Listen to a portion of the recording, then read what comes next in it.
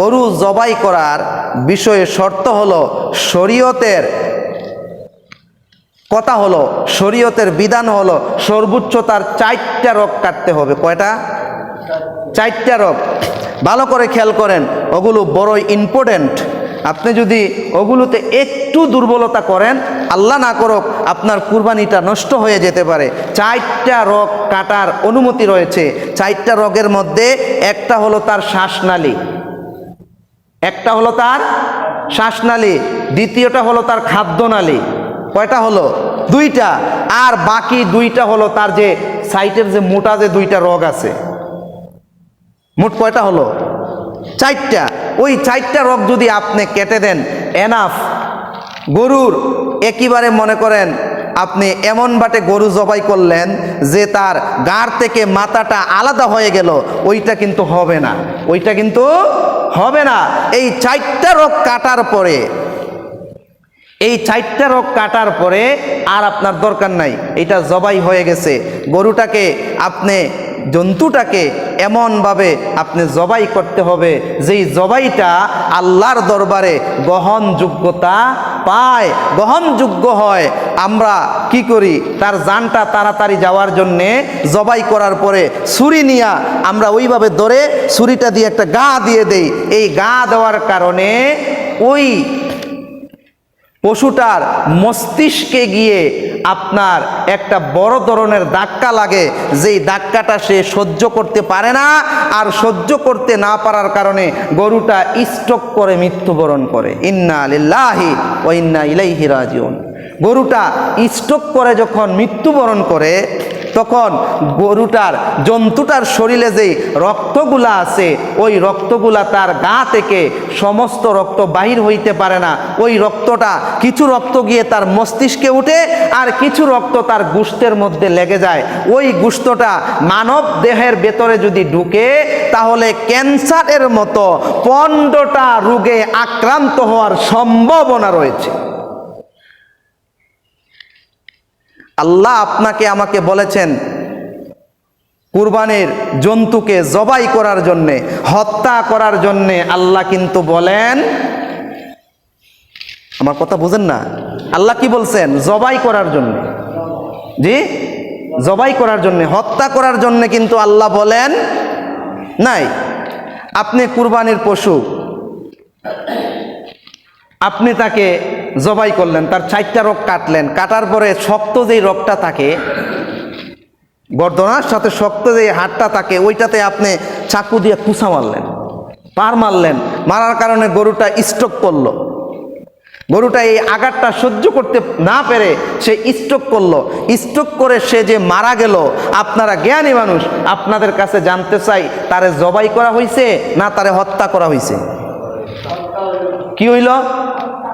হত্যা করা হলো। আল্লাহ কিন্তু আমাদেরকে আদেশ করছেন কি করার জন্যে? জবাই করার জন্যে। পশুটাকে আল্লাহর রাস্তায়, আল্লাহর নামে কুরবানি করার জন্যে। জবাই নামে তো কুরবানি, কুরবানির নামে তো জবাই, তাই না? আপনি জবাই করার জন্যে আপনি করলেন হত্যা। এখন আপনি জবাইয়ের কাজ হত্যা দিয়ে চালিয়ে দেওয়ার কোনো সুযোগ আছে? আছে? নাই। এই ভুলটা কেউ করতে যাবেন না, এই ভুলটা করা যাবে না। এই ভুলটা করলে কি হবে? আপনার কুরবানি নষ্ট হয়ে যাবে। কুরবানি দাতা যারা, আপনাদেরকে আমি একটা কথাই বলবো, আপনারা মজবুত থাকবেন, শক্ত থাকবেন। আপনি নিজে যদি কুরবানি দিতে পারেন আলহামদুলিল্লাহ, ওইটা সবচেয়ে উত্তম। আপনি নিজে যদি পারেন না, আপনার মহল্লার ইমাম সাহেব আছেন, ইমাম সাহেব যাবেন, ইমাম সাহেবের মাধ্যমে জবাই করানোর পরে আপনার এই গরুতে যারা কাজ করবে তাদেরকে আপনি আগ থেকে সতর্কবাণী দিয়ে দিবেন, ইমাম সাহেব জবাই করার পরে আমার গরুতে জান যাওয়ার আগ পর্যন্ত তুমি আর তোমরা যারা আছো হাত লাগাইতে পারবা। আপনি সতর্ক থাকবেন, সতর্ক থাকতে হবে। কেন? কুরবানিটা দিতেছেন আপনি, ওই বস্তুটা আপনার, ওইটার খেয়াল আপনাকেই রাখতে হবে।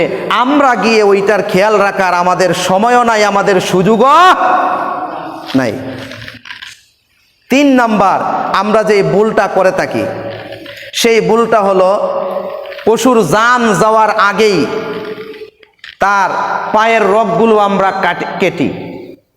কাটাকাটি করা শুরু করি। কেন? আমরা মনে করি যে পায়ের রগগুলো কেটে দিলে তাড়াতাড়ি তার জানটা চলে যাবে। কুরবানির ক্ষেত্রে ওইটা করা সম্পূর্ণরূপে নিষেধ, সম্পূর্ণরূপে নিষেধ। যত সময় পর্যন্ত তার রুহুটা বাহির হয়ে না যাবে তত সময় পর্যন্ত তাকে আপনি 10-15 মিনিটের জন্য ছেড়ে দিতে হবে। তার শরীরে ছুরি লাগানোর কোনো নিয়ম বিধান শরীয়ত দেয় নাই, শরীয়তে নাই। আমরা কি করি? ইমাম সাহেব জবাই করে চলে আসছে, সাথে সাথে আমরা পণ্ডিতি করে কি করি? তার রগগুলো, পায়ের রগগুলো আমরা কাটি। পায়ের রগগুলো কেটে দিলে তাড়াতাড়ি তার জানটা চলে যাবে। আরে বাবা, আরে ভাই, পায়ের রগগুলো কাটলে হয়তো 5-7-10 মিনিট আগে তার দমটা, তার জানটা, তার রুহুটা বাহির হয়ে যাবে। না কাটলে হয়তো 10-15 মিনিট সময় বেশি লাগবে। এই 10-15 মিনিট সময় বাঁচাইতে গিয়া আপনি যে আপনার কুরবানিটাই বরবাদ করে দিতেছেন, ওই দিকে আপনার খেয়াল রাখার দরকার আছে না? কুরবানির ঈদের দিন গরু জবাই কখন করবেন? অন্য এলাকায় ঈদের জামাত শেষ, আপনার এলাকায় এখনো শেষ হয় নাই। অন্য এলাকার হিসাব করে আপনার এলাকায় কুরবানি করা যাবে? কুরবানি করা যাবে? আপনার এলাকায় ঈদের জামাত শেষ হওয়ার পরে গিয়ে আপনার এলাকার কুরবানি আপনি করবেন। এর আগে কুরবানি করার বিধান নাই। ঈদের দিন, কুরবানির ঈদের দিন কারোর সাথে রাগ গোসা করা যাবে? রাগ গোসা করা যাবে না। ঈদ শব্দের অর্থ কি? খুশি, আনন্দ। ওই খুশির দিন, আনন্দের দিন আপনি কেন রাগ গোসা করবেন? রাগ গোসা তো এমনি হারাম। রাগ গোসা কি? এমনিতেই হারাম। ঈদের দিন ডবল হারাম, ঈদের দিন ডবল হারাম।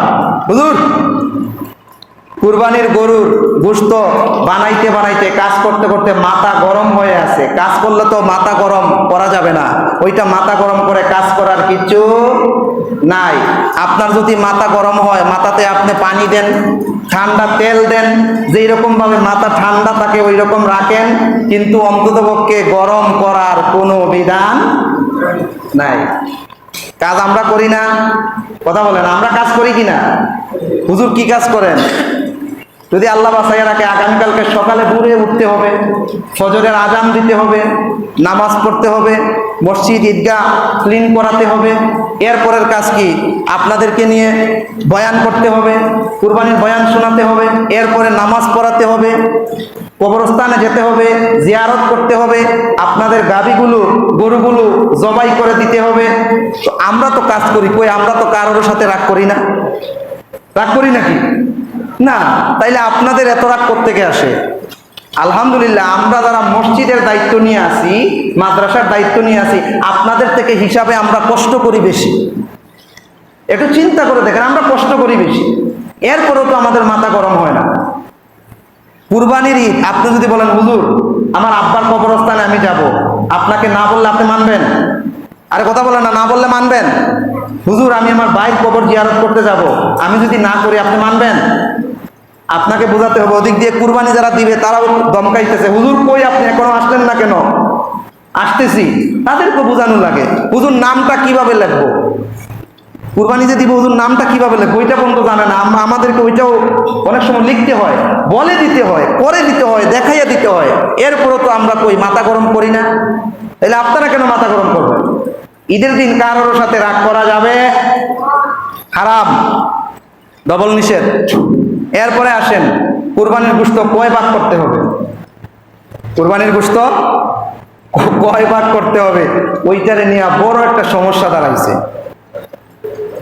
কেউ কেউ বলতেছেন 3 ভাগ করতে হবে, কেউ কেউ বলতেছেন 3 ভাগ করা লাগবে না, কেউ কেউ বলতেছে গরিবের হক দিলেই কি, না দিলেই কি, আবার কেউ কেউ বলতেছে না ওইটা লাগবে। কুরবানির গোশত 3 ভাগ করা হলো মুস্তাহাব। কুরবানির গোশত 3 ভাগ করা মুস্তাহাব এবং উত্তম পন্থা। দলিল কোথায়? সূরাতুল হজ 17 নম্বর পারা, সূরাতুল হজের 28তম আয়াত এবং 36 নম্বর আয়াত। ওই আয়াতের ভেতরে এর দলিল আছে। কাযালিকা সাখখারনাহা লাকুম লাআল্লাকুম তাশকুরুন। ওই আয়াতের 28 নম্বর এবং 36 নম্বর আয়াতের ভেতরে এর দলিল আছে। দলিলটা হলো এই যে কুরবানির পশুর গোশত তুমি খাও, তুমি খাও এবং তোমার আত্মীয় স্বজন নিকটবর্তী যারা আছে তাদেরকেও খাওয়াও, এবং ওয়াল কানিয়া ওয়াল মুতা, কানিয়া যারা মানে আল্লাহ সম্পদ দিছে, যে সম্পদ দিছে এটার উপরে সন্তুষ্ট আছে কিন্তু আল্লাহ তারে কুরবানির তৌফিক দেয় নাই, সে কুরবানি দিতে পারছে না, ওই রকম লোকরে দেও। এবং গরিব যারা, অসহায় যারা, দুস্থ যারা, তাদেরকে তোমরা কি করো, কুরবানির গোশত বিলাও। ওইখানেই আপনার এই সূরা হজের 36 নম্বর আয়াতে 3 ভাগের কথা, কুরবানির গোশত যে 3 ভাগ করতে হবে তার দলিল আছে। অতএব ওইটাকে এড়িয়ে যাওয়ার কোনো সুযোগ নাই। আপনি যা কিছু করেন, আল্লাহর কোরআন এমন একটা কিতাব, যালিকাল কিতাবু লা রাইবা ফি, আল কোরআন সেই কিতাব যাহাতে কোনো সন্দেহ নাই, সন্দেহ লেশমাত্র নাই। আপনাকে দলিল দিয়ে দিলাম, বিভ্রান্ত হওয়ার কোনো দরকার নাই। হ্যাঁ, কতটুকু আপনি করতে পারেন, কুরবানির গোশত মনে করেন ভাগ করতে গিয়ে যদি আপনি একা কুরবানি দেন, তাইলে ভাগ করতে গিয়ে ভাগের মধ্যে কিছু যদি বেশ কম হয়, ওইটাতে তেমন বাধাবিঘ্ন হবে না, তবে কৃপণতার পরিচয় থাকবে। মনে করেন আপনি নিজের ভাগে রাখলেন বেশি, আত্মীয় স্বজনের ভাগে দিলেন কম, গরিব মিসকিনের ভাগে দিলেন কম, ওইটা হবে কৃপণতা। আর কৃপণতাকে আল্লাহ কখনোই পছন্দ করেন না। বুখারী শরীফের হাদিসে আছে যে নফল ইবাদতের মধ্যে সবচেয়ে তুতঈমুত তাআম, মানুষকে খাওয়ানোটা, মানুষকে দেওয়াটা হলো সবচেয়ে উত্তম ইবাদত। সুবহানাল্লাহ।